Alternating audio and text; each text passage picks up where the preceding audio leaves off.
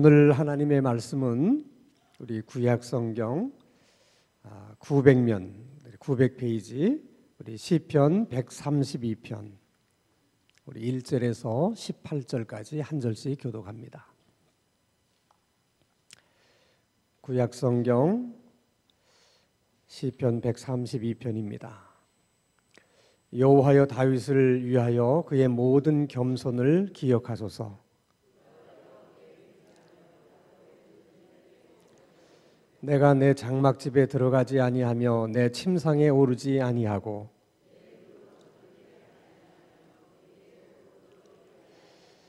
여호와의 초소 곧 야곱의 전능자의 성막을 발견하기까지 하리라 하였나이다.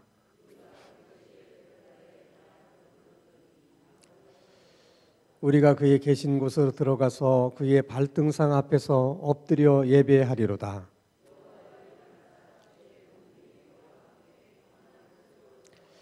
주의 제사장들은 의를 옷 입고 주의 성도들은 즐거이 외칠지어다.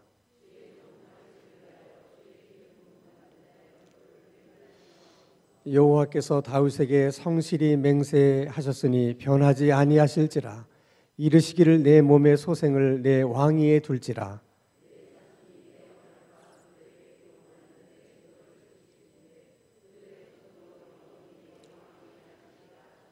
여호와께서 시온을 택하시고 자기 거처를 삼고자 하여 이르시기를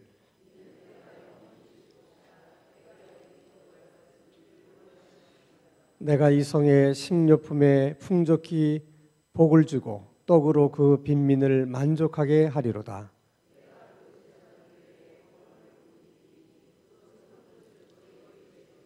내가 거기서 다윗에게 뿔이 나게 할 것이라. 내가 내 기름 부음 받은 자를 위하여 등을 준비하였도다.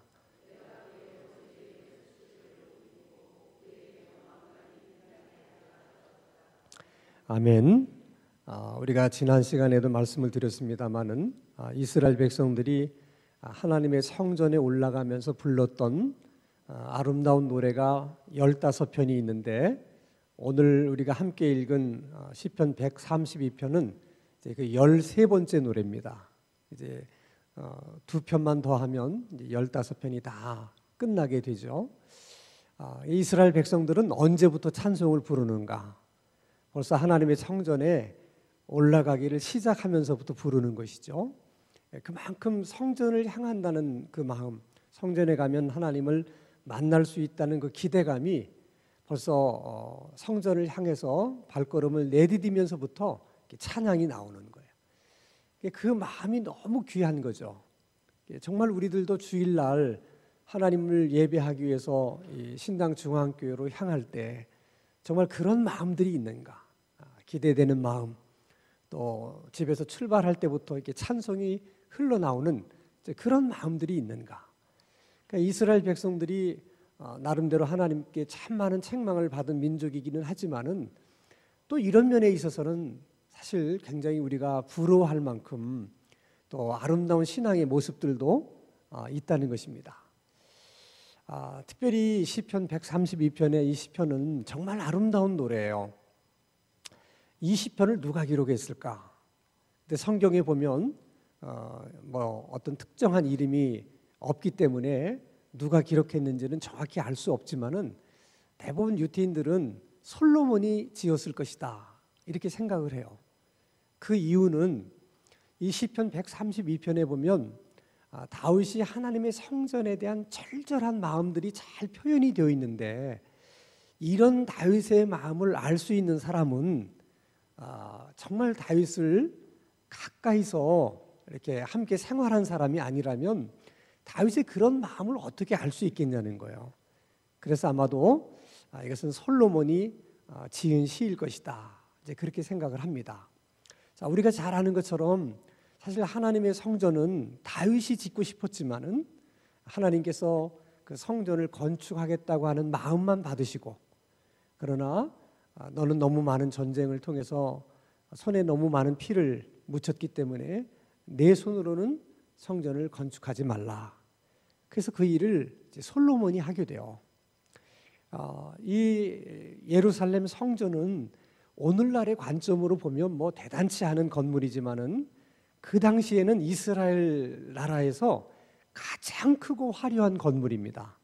그 성전을 건축하는데 무려 7년이라는 세월이 걸렸어요. 수많은 사람들이 동원이 돼서 가장 좋은 것으로 건축을 했습니다. 그 7년 동안 정말 많은 수고를 해서 그 성전을 완공했을 때 그 솔로몬의 심정이 어떠했을까 하는 거예요. 물론 하나님에 대한 감사한 마음이 컸겠지만은 또 한편으로는 누가 가장 많이 생각났겠어요? 자기 아버지가 생각나는 거예요. 사실 이 성전은 누가 그렇게 짓고 싶었어요? 자기 아버지 다윗이거든요. 그래서 성전을 아마 하나님 앞에 봉헌하면서 하나님 앞에 간구하고 기도하는 그 내용이 오늘 본문 시편 132편이라고 생각하는 거예요. 그래서 1절에 벌써 이렇게 얘기를 합니다. 1절 같이 한번 읽겠습니다. 시작. 여호와여 다윗을 위하여 그의 모든 겸손을 기억하소서. 그러니까 하나님 다윗을 기억해 주옵소서. 다윗을 기억해 달라는 거죠. 근데 그 다윗을 기억하는데 그의 뭐를 기억해 달라? 겸손을 기억해 달라. 그러니까 솔로몬이 이 다윗이 성전에 관련돼서 가졌던 그의 마음과 또 성전을 짓기 위해서 그가 한 모든 수고를 어떻게 해석을 했느냐? 그것이 다윗의 겸손이다. 이렇게 해석을 한 거예요. 그걸 기억해 달라는 거예요. 자, 그러면 구체적으로 그 다윗의 마음, 솔로몬이 해석한 그 다윗의 겸손함이란 뭐냐? 자, 2절을 보겠습니다. 같이 한번 읽겠습니다. 시작. 그가 여호와께 맹세하며 야곱의 전능자에게 서원하기를. 그러니까 어느 날 다윗이 하나님 앞에 서원을 하는 거예요. 내가 이제부터 이렇게 하겠습니다, 하나님. 하고 그 서원한 내용이 3절, 4절, 5절이에요. 자, 3절 시작. 내가 내 장막집에 들어가지 아니하며 내 침상에 오르지 아니하고. 4절 내 눈으로 잠들게 하지 아니하며 내 눈꺼풀로 졸게 하지 아니하기를. 5절입니다. 여호와의 처소 곧 야곱의 전능자의 성막을 발견하기까지 하리라 하였나이다. 내가 하나님의 성막, 하나님의 법궤를 찾기 전까지는 내가 내 집에 들어가서 편안하게 누워서 내가 잠들지 않겠습니다. 그런 서원이에요. 이런 서원은 사실 아무나 할 수 있는 서원이 아니에요. 예를 들어서 어린아이를 시장에서 만약에 잃어버린 부모가 있다고 생각해 보세요. 그 아이가 눈에 밟혀서 뭘 할 수 있겠어요? 자, 이 추운 겨울날 잃어버린 내 딸은, 내 아들은 어디서 추위에 떨고 있을지 모르는데 내가 엄마 아버지가 돼서 나만 편안하게 따뜻한 방에서 따뜻한 이불을 덮고 내가 잘 수 있겠느냐. 정말 부모의 마음은 그런 마음이에요. 그래서 집에 보일러도 들어오지만은 보일러를 다 끄고 오히려 냉방해서 그렇게 자는 것이 아이를 잃어버린 게 부모의 마음이거든요. 이게 다윗에게 그런 마음이 있었던 거예요. 그런 마음이. 하나님의 법궤를 찾기 전까지는 내가 어떻게 편안하게 잠들 수 있겠느냐. 그런 마음이죠. 다윗은 참 다른 사람들하고 이렇게 비교해 볼 때 그런 면에 있어서 굉장히 탁월해요. 목마른 사슴이 이 시냇물을 갈급히 찾는 것처럼, 이런 표현. 이것은 자기 마음속에 정말 그런 마음이 들지 않는 사람은 그런 고백이나 그런 표현을 할 수가 없어요. 근데 그런 경험이 있기 때문에 그런 고백이 그냥 시적으로 이렇게 표현되는 것이죠. 그런 마음이 솔로몬이 겸손한 마음이라고 본 거예요. 저는 그런 마음을 겸손한 마음이라고 해석한 솔로몬의 그 해석이 탁월하다고 봐요. 솔로몬은 이 땅에 살았던 사람 가운데 가장 지혜 있는 사람이거든요. 지혜 있는 사람의 관점에서 보니까 정말 그런 마음이 겸손한 마음이라는 거예요. 그래서 여러분 어떻게 보면 기도하는 마음이 겸손한 마음이에요. 여러분 기도하고 싶은 마음이 언제 드는지 아세요? 겸손할 때 기도하고 싶은 마음이 생겨요. 교만할 때는 절대 안 생깁니다. 그러니까 여러분들이 오늘 저녁에 이렇게 기도하러 나왔다는 것은 일단은 겸손한 사람이야. 아니, 그렇게 믿으셔도 돼. 아니, 솔직하게 얘기해서 여러분 24시간 중에 언제가 가장 여러분이 겸손해? 언제가 가장 겸손한 모습이야? 기도할 때예요. 왜냐하면 여러분, 겸손한 마음을 품지 않으면, 겸손하지 않으면 기도가 돼요, 안 돼요? 안 돼요. 다 우리 경험으로 아는 얘기예요. 마음이 교만하면 기도가 안 돼요. 기도가 안 나와요. 그래도 기도가 된다는 것은, 기도의 자리가 자꾸 생각난다는 것은 그만큼 우리가 겸손하다는 거예요. 그러니까 솔로몬이 그렇게 본 거예요. 그러니까 우리가 겸손의 훈련이라고 하는 것은 어디서부터 시작되는 거야? 기도에서부터 시작되는 거예요. 그러니까 정말 여러분이 기도를 제대로 하면, 기도의 훈련을 제대로 하면 이 기도하는 이런 시간들을 통해서 하나님이 여러분을 다듬어 주시는 거야. 점점 더 겸손한 사람으로. 왜? 그래야 더 많은 기도를 할 수 있고 또 기도의 사람이 되니까. 그러니까 여러분, 수요 기도에 나와서 이렇게 기도하는 것은 정말 우리들의 삶에 있어서 굉장히 중요한 시간이에요. 우리가 뭐 하나라도 하다못해 몸이 너무 살이 쪄서 이거 좀 빼야 되겠다. 그 살 빼는 일을 위해서도 우리가 시간을 내고 돈을 내서 헬스클럽을 다닌다든지 무슨 또 요가를 배우러 다닌다든지 다 그러잖아요. 세상에 그냥 주어지는 게 뭐가 있어요? 뭐든지 배우려고 하면 시간을 투자하고 돈을 투자해야 되고 또 우리의 정성과 노력을 투자해야만 뭐든지 배울 수 있는 거거든요. 아니, 그러면 겸손을 배운다는 게 또 쉽겠어요? 아니, 겸손을 배우기 위해서 어느 학원이라도 다닐 판인데 우리가 이렇게 매주일 이렇게 수요 기도 모임에 나와서 이게 기도한다는 거, 이게 얼마나 소중한지 몰라요. 그러니까 여러분도 그냥 이렇게 열심히 기도를 하고 기도의 사람들이 되다 보면 이제 다른 사람들이 주변에서 그럴 거예요. 많이 달라지셨다고. 그런 말을 들으셔야 돼. 아니고 그렇게 달라져요. 왜냐하면 기도할 때마다 하나님이 여러분을 어떻게 하신다고? 다듬으신다니까. 어떤 사람으로? 겸손한 사람으로. 왜 겸손한 사람으로 다듬으세요? 더 기도할 수 있도록 만들어주시기 위해서, 여러분을 기도의 사람으로 세우기 위해서 자꾸 그러는 거예요. 겸손할수록 더 기도를 잘하게 되는 거죠. 더 많이 하게 되고. 자, 옆에 있는 분들 한 번씩 쳐다보세요. 정말 겸손한 사람인가? 나는 여러분들이 겸손한 사람인지 아닌지는 모르지만 기도하러 나온 이 시간만은 다 겸손한 사람처럼 보여. 할렐루야. 근데 놀라운 사실은, 자, 다윗은 하나님의 법궤가 사라졌다는 것을 알고 나서 이게 도대체 어떻게 된 일이냐. 내가 이 하나님의 법궤를 찾기 전에는 내가 내 집에 들어가 내가 잠자지 않겠다. 이렇게 다윗이 이제 고백을 하는데, 우리가 이 말씀을 읽으면서 정말 참 이상하다는 생각이 드는 게, 아니, 이스라엘 백성이 어떤 백성들이에요? 다 하나님의 백성들이잖아요. 근데 법궤가 사라졌는데 어떻게 그 많은 사람들 가운데 법궤를 찾으려고 하는 사람들이 한 사람도 없었을까? 그게 너무 이상한 거야. 응? 여러분 안 이상해? 이상하잖아. 아니, 인구가 작은 인구도 아닌데 어떻게 한 사람도 찾을 생각을 못했을까? 아니, 도대체 어떻게 하면 그렇게 되는 걸까? 이게 오히려 궁금하다니까. 아니, 어떻게 하면 법궤가 사라졌는데도 찾을 생각이나 마음이 없을 수 있을까? 어떻게 하면 사람이 그렇게 되는 걸까?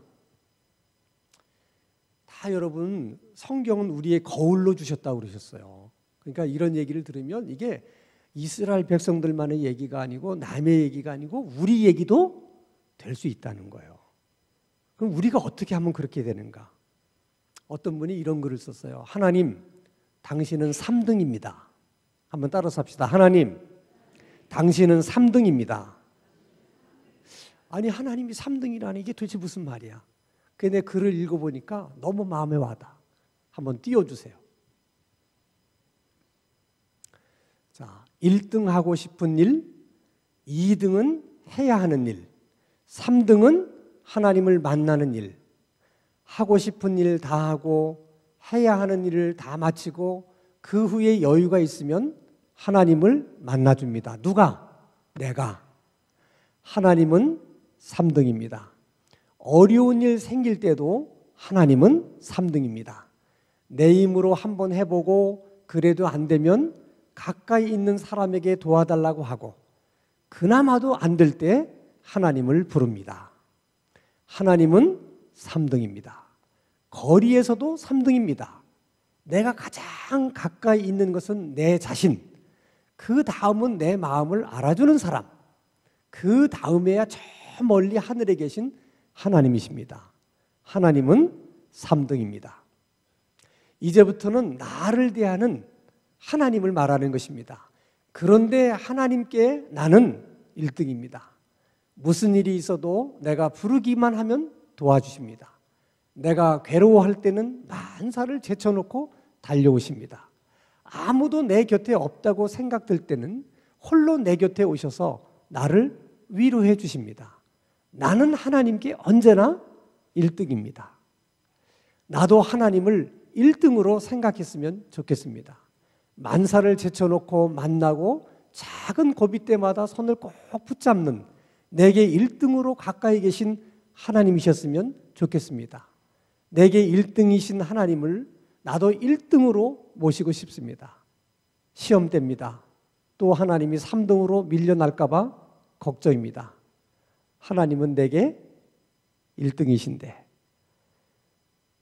이분의 이런 고백처럼 우리의 삶 속에서 하나님을 늘 3등에 두다 보면 어느 날 교회도 있게 되고 기도하는 일도 있게 되고 하나님도 있게 되는 거야. 그러니까 이스라엘 백성들이 법궤를 잃어버리고도 아무도 찾을 생각을 안 한 것은 하나님을 몇 등에 뒀기 때문에 3등에 뒀기 때문에 그런 거예요. 그래서 오늘도 마찬가지예요, 여러분. 우리가 하나님을 몇 등에 놓느냐 여기에 달린 문제야. 우리는 하나님을 어디에 몇 등에 놔야 돼? 1등에. 왜?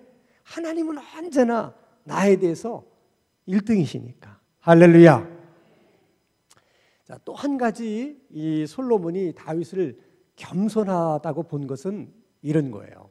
자, 다윗이 하나님의 성전을 건축하고 싶어서 나단 선지자에게 얘기를 하고 나단 선지자가 하나님 앞에 얘기했을 때 그래. 그러면서 그것은 성전 건축을 허락했지만 너는 안 돼. 그렇게 얘기를 했어요. 그러면 보통 사람 같으면 어떻게 하겠어요? 하나님이 뭐 안 된다는 걸 뭐 어떻게 하겠어? 그냥 뭐 포기하고 그만두죠, 뭐 대부분 그렇잖아요. 근데 다윗은 하나님이 내 손으로 성전 건축하는 것을 허락하지는 않았지만은 그 집을 지어드리고 싶은 그 마음은 변함이 없는 거야. 내 손으로 지을 수 없어도 좋다. 내가 그 마음으로 성전을 지으면 되지. 그리고 성전 건축에 필요한 모든 자원들을 다윗이 다 준비를 해요. 작은 게 아니에요, 여러분. 공사를 시작해서 몇 년 걸렸다고요? 7년 걸쳐서 건축해야 될 만큼의 그런 막대한 자재들을 다윗이 일평생 동안 하나님의 집을 지어드리고 싶은 그 마음 하나로 모아요. 그래서 사실 솔로몬은 자기 아버지가 준비해 놓은 거 가지고 쉽게 건축했어요. 우리말로 상에다 뭐만 하나 올려놨어. 숟가락 하나 올린 거야. 그래서 성전을 봉헌할 때 솔로몬이 다윗이 제일 먼저 생각할 수밖에 없는 거야. 이 모든 것을 누가 해놨어요? 아버지가. 근데 생각해 보니까 그 아버지의 마음이 너무 귀한 거야. 너는 안 돼. 그러면 알았어요. 그걸 안 하잖아. 내가 지어야 뭐 열심히 뭘 준비해서 하지. 남이 지을 건데 내가 왜 남 좋은 일 시켜? 대부분 사람은 그렇거든. 근데 다윗은 그렇지 않았어요. 누가 지으면 어떠냐? 하나님의 집만 지을 수만 있다면 나는 상관이 없다. 그래서 내가 하나님의 집을 짓는다는 그런 마음으로 다 준비해 놓는 거예요. 그 마음을 솔로몬이 뭐라고 봤어요? 겸손한 마음이라고 본 거예요. 예수님이 말씀하신 대로 소금 같은 사람이야. 소금은 녹아서 국물의 맛을 내고 남을 생생나게 해주잖아요. 다윗은 준비해서 누구를 생생내게 해줬어? 솔로몬을. 그게 귀한 마음이라는 거야. 그게. 그래서 이제 이런 다윗의 겸손을 기억해 주십시오. 그렇게 기도한 후에는 또 한 가지를 간구해요. 하나님이 다윗에게 한 약속도 기억하셔야 됩니다 하는 얘기를 합니다. 이렇게 다윗이 하나님 앞에 서원을 하고 하나님 앞에 성전 건축을 하겠다고 하나님 앞에 이야기를 했을 때 하나님은 그 다윗의 마음을 받으셨어요. 그리고 아주 크게 받으셨어요. 그리고 정말 하나님이 크게 감동을 하셔서 하나님도 다윗에게 약속을 하세요. 그 약속한 것이 세 가지인데 첫째는 우리 11절 12절입니다. 같이 한번 읽겠습니다. 시작. 여호와께서 다윗에게 성실히 맹세하셨으니 변하지 아니하실지라. 이르시기를 내 몸의 소생을 내 왕위에 둘지라. 내 자손이 내 언약과 그들에게 교훈한 내 증거를 지키는데 그들의 후손도 영원히 내 왕위에 앉으리라 하셨도다. 자, 이 말은 무슨 말씀인가 하면 왕위가 내 자손으로 인해서 계속 계승될 것이다. 이게 우리가 생각할 때는 뭐 너무 당연한 일처럼 생각을 하는데 사실은 그렇지가 않았어요. 자, 솔로몬이 죽은 다음에 이스라엘이 둘로 나누어지죠. 우리 남북처럼 북쪽은 북왕국 이스라엘, 남쪽은 남왕국 유다예요. 북왕국 이스라엘은 한 200년의 이제 그 역사를 가지고 있고 남왕국 유다는 340년 정도의 역사를 가지고 있어요. 그러니까 북왕국 이스라엘은 200년 만에 망했고 남왕국 유다는 340년 만에 망해요. 역사로 보면 어느 나라가 더 길어? 남왕국 유다가 한 140년 가까이 길어요. 그런데 상대적으로 남왕국 유다보다 훨씬 역사가 짧은 왕조가 짧은 북왕국 이스라엘은 그동안 200년 동안 왕조가 몇 번 바뀌느냐? 9번이나 바뀌어요. 왕조가 바뀐다는 건 이씨나라가 김씨나라가 되는 것이고 김씨나라가 박씨나라가 되는 것이고 박씨나라가 정씨나라가 되는 거예요. 성이 안 들어갔다고 유감 있는 사람 최씨나라로 바뀌는 거예요. 이렇게 9번이나 바뀌었다는 거예요. 이게 다 왕이 틀린 거예요. 근데 남왕국 유다는 하나님께서 다윗에게 약속한 그 약속 때문에 340년 동안 왕조가 바뀌지가 않는 거예요. 이게 얼마나 큰 은혜냐는 거예요. 그러면 남왕국 유다는 뭐 북왕국 이스라엘에 비해서 다 잘했기 때문이냐? 아니에요. 남왕국 유다에도 왕들이 하나님 앞에 불순종하는 왕들이 많았어요. 그래서 때리려고 하다가 누굴 생각하는 거야? 다윗을. 딱 때리려다 아유, 그리고 그냥 안 때리시는 거야. 표현을 내가 이렇게 해서 그렇지 정말 성경이 그래요. 하나님께서 이렇게 징계를 하시려고 하다가 성경에 그런 말씀이 많이 나와요. 다윗을 기억하셔서 다윗을 기억하사 이런 얘기 나와요. 사실 여러분 하나님만 그런 게 아니라 우리들도 그렇잖아요.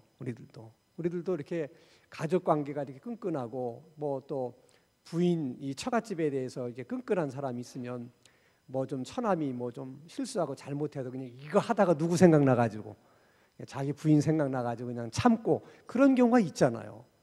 그러니까 자기 부인이 그렇게 이제 자기에게 귀한 사람일 경우에는 그렇게 되는 거거든요. 사람도. 하나님도 그러신 거야. 다윗을 생각하셔서 오래 참으신 거야. 그래서 그냥 때리려고 꼭 마음을 드셨다가도 참으시고 그래도 안 되면 그냥 한 10대 때릴 거를 몇 대만 5대만 그래서 왕조가 바뀌질 않고 쭉 이어져 내려왔다는 거예요. 또 하나 약속을 하세요. 15절입니다. 같이 한번 읽겠습니다. 시작. 내가 이 성의 식료품에 풍족이 복을 주고 떡으로 그 빈민을 만족하게 하리로다. 한마디로 말하면 다윗을 생각해서 너희 나라에 가난한 사람이 없게 해주겠다는 거야. 이게 굉장한 큰 약속이죠. 가난한 사람이 없이 다 잘 살도록 해주겠다는 거야. 근데 정말 솔로몬 왕 때에 그 하나님의 약속이 성취가 돼요. 그 솔로몬 왕 때는 정말 이스라엘이 부강한 나라였어요. 그래서 어떻게 그렇게 부강한 나라가 됐느냐? 이 네 가지 분야에서 돈을 벌었어요. 이렇게 이스라엘 지도를 보면은 이게 남쪽과 북쪽 중간에 있어요. 중간에. 그래서 이 하나님의 말씀에 이제 불순종할 때는 항상 남쪽에게 치이고 북쪽에게 치여가지고 매번 그냥 그 환난과 고통이 떠날 데가 없었어요. 근데 하나님이 이제 복 주시기로 작정을 하시니까 이게 거꾸로 되는 거예요. 이게 남쪽의 물건을 북쪽에 갖다 팔아서 돈 남기고, 북쪽의 물건을 남쪽에 갖다 팔아서 돈 남기고, 일종의 중개 무역을 하는 거야. 그래서 엄청난 돈을 벌어요. 게다가 북쪽에 있는 사람이 남쪽에 있는 사람하고 사업을 하려면 반드시 이스라엘 길을 통과해야 돼요. 남쪽의 기업이 북쪽의 기업하고 뭘 하려면 또 여기를 통과해야 돼. 근데 통과할 때마다 뭘 받았겠어요? 통행세를 받은 거야. 근데 여러분 생각해 보세요. 남쪽의 사람들이 얼마나 많고 북쪽의 사람들이 얼마나 많아요. 1년에 그들이 왕래하는 횟수가 얼마나 많겠어요. 그걸 그냥 다 꼬박꼬박 통행료를 받으니까 그냥 돈이 들어오는 거예요. 돈이. 그런데다가 이제 나라가 부강해지니까 주변국에서 알아서 그저 저희들만 그저 자치권을 허락해 주시고 뭐 건드리지만 않으신다면 저희들이 뭐 섭섭하지 않게 조공을 드리겠습니다. 이래가지고 주변국의 많은 나라가 알아서 매년 조공을 갖다 바치는 거예요. 그것도 또 무시하지 못할 만큼 큰 액수예요. 게다가 솔로몬이 지혜가 있다. 그러니까 여러 나라에서 그 지혜 좀 한번 보고 싶어서, 그 지혜가 어떤 지혜인지를 알고 싶어서 사람들이 뭐 계속 찾아오는 거야. 대표적인 게 스바 여왕이죠. 찾아올 때 그냥 와요? 그냥 올 수가 없잖아요. 이런 위대한 왕을 만나러 오는데 어떻게 그냥 오겠어요? 그러니까 자기네 나라에서 가장 귀하다는 것을 바리바리 싸들고 오는 거야. 그러니 그렇게 여러분 한 10년 지나봐요. 그냥 돈이 그냥 넘치는 거죠. 그래서 솔로몬 왕 때에 얼마나 그 나라가 부강했느냐 하는 걸 단적으로 표현하는 말씀이 있어요. 자, 역대하 9장 27절입니다. 같이 한번 읽겠습니다. 왕이 예루살렘에서 은을 뭐같이? 돌같이 흔하게 하고 백향목을 어떻게? 평지의 뽕나무같이 많게 하였더라. 저 한마디면 다 얘기 끝났어. 아니 그 은이 얼마나 귀한 거예요. 금 나오면 은이잖아. 근데 은이 뭐처럼 쓰였다고요? 돌멩이처럼. 얼마나 은이 흔했으면 그랬겠냐는 거야. 백향목은 레바논에서만 나는 특수한 나무예요. 그래서 아주 비싼 집을 지을 때, 왕궁이라든지 성전이라든지 이런 집을 지을 때만 그 백향목 나무를 수입해다가 쓰는 거야. 그러니까 그렇게 귀한 나무인데 그냥 동네의 흔한 뽕나무처럼 백향목이 그렇게 흔했다는 거야. 얼마나 잘 자랐으면 그렇게 했어요. 이것이 다윗 때문에 하나님께서 축복하신 거예요. 그리고 세 번째는 17절인데 같이 한번 읽겠습니다. 시작. 내가 거기서 다윗에게 뿔이 나게 할 것이라. 내가 내 기름 부음 받은 자를 위하여 등을 준비하였도다. 여기서 다윗에게 이게 뿔이 나온다 그러니까 이게 왜 또 다윗에게 뿔이 나오나 이렇게 생각하면 안 되고요. 여기서 말하는 뿔이라고 하는 것은 권력이나 힘을 의미하는 거예요. 그러니까 다윗의 혈통을 통해서 엄청난 힘과 권력을 가진 자가 나오게 될 것이다 하는 축복이에요. 그가 누구겠어요? 그게 메시아예요. 그래서 예수님께서 음부의 권세가 이기지 못할 것이다. 메시아의 왕국이 그렇다는 거예요. 그 메시아 왕국을 대표하는 게 교회거든요. 그러니까 하나님께서 그 다윗의 혈통을 통해서 메시아를 이렇게 오게 하겠다 하는 복을 주시는 거야. 이걸 보면 참 하나님은 정말 스케일이 크신 분이야. 그러니까 정말 그 다윗의 그런 마음을 보고 하나님 마음이 흡족하니까 약 복을 주시는데 보세요, 복이 어떤 복인가. 그 세 가지 복이 어마어마한 복이잖아요. 그 복을 주신다는 거예요. 그래서 오늘 저녁에 우리가 이제 이걸 기도를 많이 하셔야 돼. 다윗 때문에 하나님이 주셨던 이 세 가지 복. 자, 어쨌든 여러분, 성전이 곧 하나님은 아니에요. 하나님의 성전을 하나님처럼 생각하는 건 위험한 생각이에요. 그러나 다윗은 보이지 않는 하나님에 대한 사랑을 보이는 하나님의 집, 하나님의 성전으로 표현하고 싶었던 거예요. 그 마음은 귀한 거예요. 그러니까 성전이 하나님은 아니지만 보이지 않는 하나님을 사랑하고자 하는 그 마음이 보이는 성전을 통해서 표현되고 나타나는 것은 귀하다는 거야. 중요한 것은 언제나 마음이에요. 그래서 정말 오늘 우리들도 보이지 않는 하나님에 대한 그런 마음이 이게 주님의 교회를 사랑하는 마음으로 이게 표현된다는 것은 정말 귀한 거예요. 그게 다윗의 마음이거든요. 꼭 성전 건축뿐만이 아니라 보이지 않는 하나님을 사랑하기 때문에 보이는 성도들을 사랑하고, 그래서 보이는 성도들을 위해서 식사를 준비하고, 보이는 성도들에게 차량을 안내해주고, 보이는 성도들에게 친절하게 예배를 드릴 수도 안내를 하고, 이런 마음들이 아주 작은 마음이지만은 이게 다 다윗이 가졌던 마음이에요. 그러니까 그것들이 똑같은 일이지만 그냥 내가 권사니까 할 수 없이 안 하면 또 다른 사람 눈치도 있고, 그래서 그냥 하는 거 하고, 정말 보이지 않는 하나님을 사랑하는 마음 때문에 그렇게 한다고 하는 것은 정말 소중한 거예요. 그 마음을, 다윗의 마음을 하나님이 받으시잖아요. 그러니까 여러분들도 누가 보든지 안 보든지, 담임 목사님이 알아든지 안 알아든지, 그냥 정말 하나님을 사랑하는 마음으로 그 마음이 그렇게 표현이 되면 하나님이 그런 마음을 받으시는 거예요, 여러분. 그래서 다윗에게 이렇게 세 가지로 축복하신 것처럼 오늘 우리들에게도 그런 축복을 약속하실 수 있다는 거야. 아멘? 어느 교회에서 있었던 일인데 어떤 이제 세 가족이 교회 나와서 은혜를 엄청 많이 받은 거예요. 그러면 교회 와서 예배만 드리려고 그러면 막 눈물이 막 쏟아지는 거야. 너무 은혜가 감사해서. 근데 은혜가 너무 감사해서 이 감사한 거를 어떻게 하나님에게 좀 표현을 하고 싶은데 새신자가 할 수 있는 일이 아무것도 없는 거야. 그래도 막 마음에서는 복받쳐 오르는 거야. 뭔가 주님을 위해서 내가 이렇게 많은 은혜를 받았는데, 주님 사랑하는데 이걸 어떻게 할까? 가만히 보니까 지금 우리 강대상은 좀 작지만은 예전에 강대상은 굉장히 컸어요.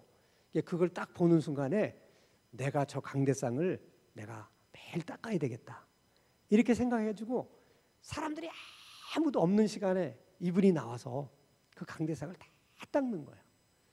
근데 아무도 왜 그 강대상이 그렇게 깨끗한지를 몰라. 누가 닦았는지에 대한 생각하는 사람이 아무도 없어. 근데 이분은 알아주지 안 하든지 일정심하고, 자, 그런 마음을 가지고 신앙생활을 하니까 금방 집사가 되고 또 권사가 돼야. 여러분, 그런 마음으로 신앙생활을 하는데 어떻게 권사가 안 되겠어요?